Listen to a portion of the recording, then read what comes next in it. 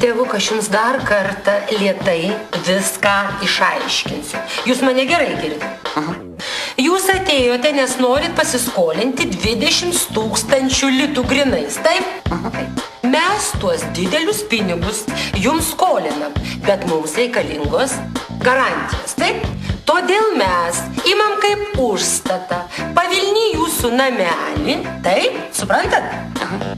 Ir 4 hektarus žemės šalia namelio, taip? Supratot? Ir mes jums duodam grinais tos 20 000 litų 5 metams.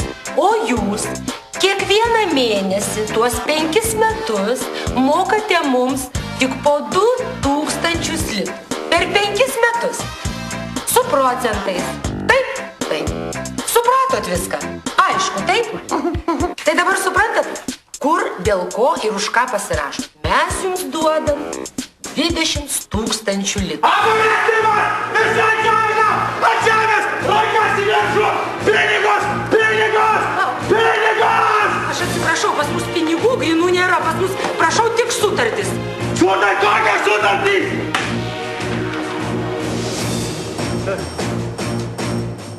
Nu jo! O čia tai sutartys! O čia tai apiplėšimas!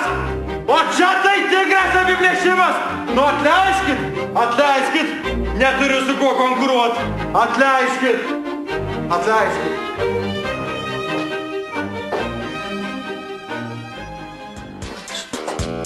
Tai jūs viską supratot, dedat čia parašiuką ir mes jums duodam 20 000 litų 5 metams.